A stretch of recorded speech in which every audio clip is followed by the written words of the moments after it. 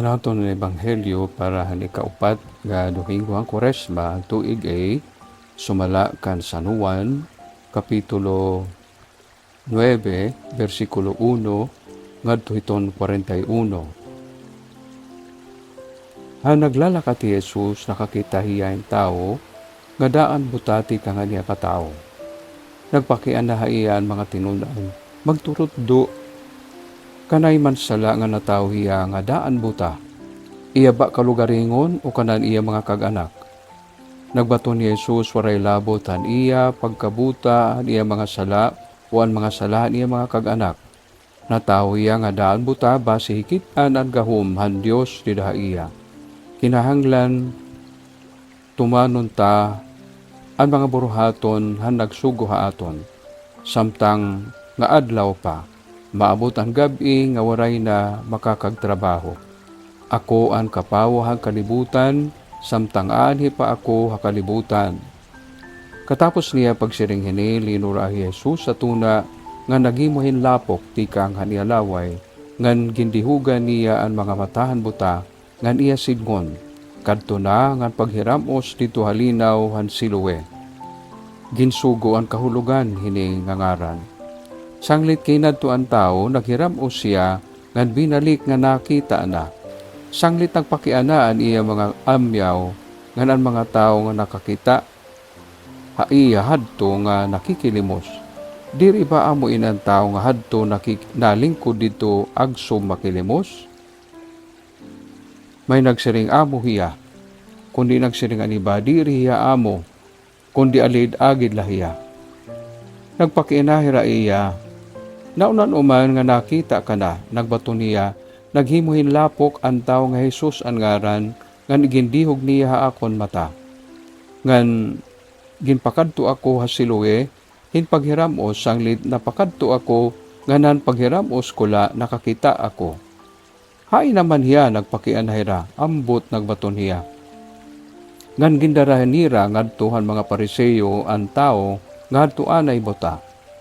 Adlaw adto nga iparahuway, ang paghimo ni Jesus en lapok ngan pagtambal niya ang kanan tao mata.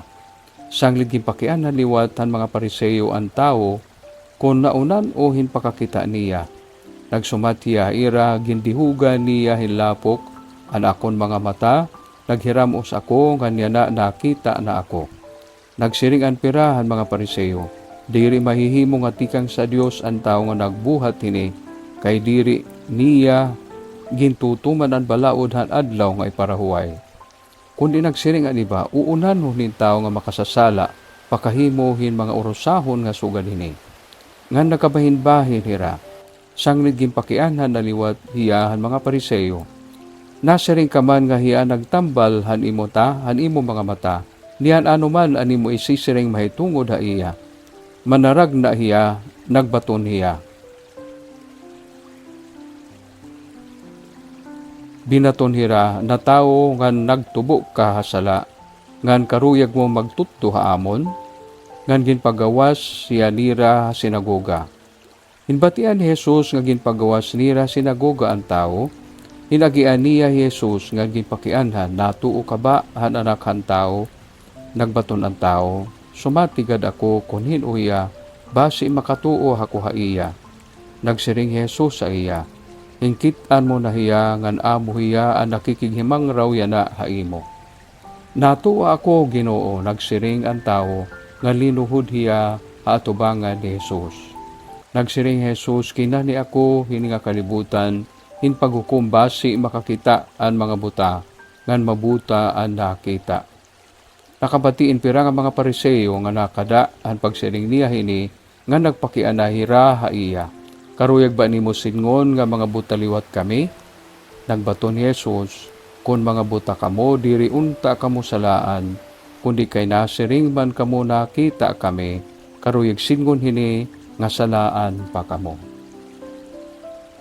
Kabugtuan, ang Ebanghelyo han Ginoo, pagdayawon ka Kristo. Maupay nga baraan, nga takna, haiyo nga tanan. Ato anay para bati akang kanta ni Freddy Aguilar nga ang tawag bulag, pipi at bingi. Usa nga parte hiton gindi-describe niya ang kahimtanghan bulag o buta. Siya, madilim ang iyong paligid, hating gabing walang hanggan. Anyo at kulay ng mundo sayo'y pinagkaitan. Kumbaga atom pa, iton kinabuhi iton buta, sugad hinwaray katapusan nga gabi. Nga katut nga hinggabi. Asa inang ginagian ng buta hiton na aton niya na pamalandong dinahan Ebanghelyo ni San Juan. Natin dugiya para iton nga tanan nga mga makasasala, upod dahi ikaw nga ni ako. Antis kita mabunyagan, nakada kita hini nga kahimtang. Madilim ang ating paligid, hating gabing walang hanggan. Pero tungod ang bunyag, intagan kita hinlamrag, nga amuan kagawasan ti kakansala, nga panurundunan nga natanan nga mga sala. Ngan tungod hini itong bunyag, nagahataga aton hinlamrag. Sugan nga gintagan Jesus hinlamrag, anbuta. No?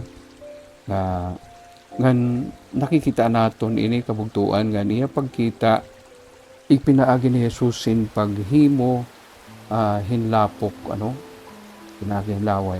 Ano karoy singon hini iton mga church fathers at mga santos padres na siri nga magpahinomdom ini aton na ginhimo ang tao tikang hantuna.